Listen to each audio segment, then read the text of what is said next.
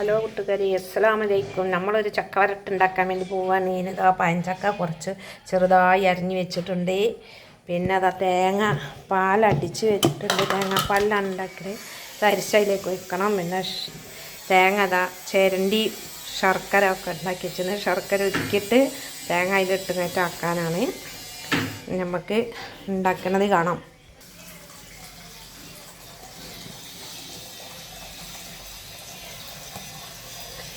അങ്ങനെ ഇതിലേക്ക് നമ്മൾ പാൽ ഒഴിച്ച് കൊടുക്കുകയാണ്. തേങ്ങാപ്പാലൊക്കെ ഒഴിച്ച് ഇനി നമുക്ക് കുക്കർ അടുപ്പത്ത് വെക്കാം.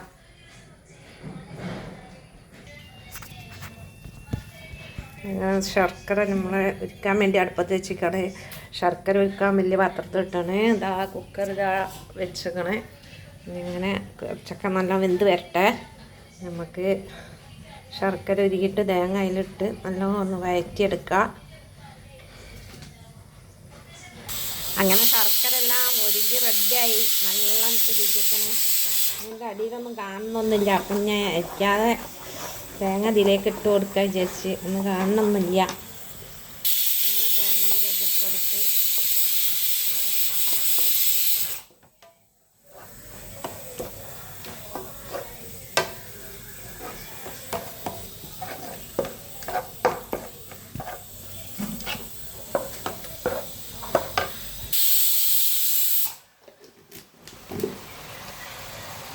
ഏലക്കായും പഞ്ചസാരയും കൂടെ പൊടിച്ചത് ഇട്ട് ചക്ക വെന്ത് ഉടഞ്ഞ് ഇങ്ങനെ ആയിട്ടോ ഞാൻ അതിലേക്ക് ഒഴിച്ചു കൊടുക്കാം. നമുക്ക്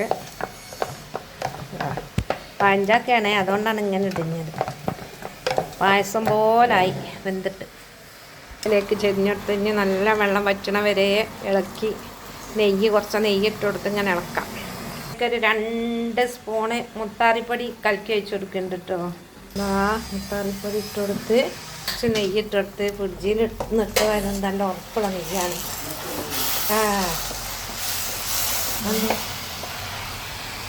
എത്ര അങ്ങനെ പാത്രത്തിൽ നിന്ന് വിട്ട് വരുന്നുണ്ട്. ഇനി നമുക്ക് മാറ്റി വെക്കാം.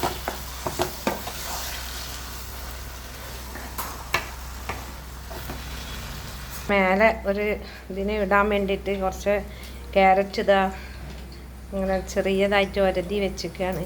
അതൊന്ന് നെയ്യിൽ വാട്ടി അതിൻ്റെ മേലിട്ട് കൊടുക്കുക. അങ്ങനെ നമ്മളെ ചക്ക വരട്ടിയത് റെഡിയായി.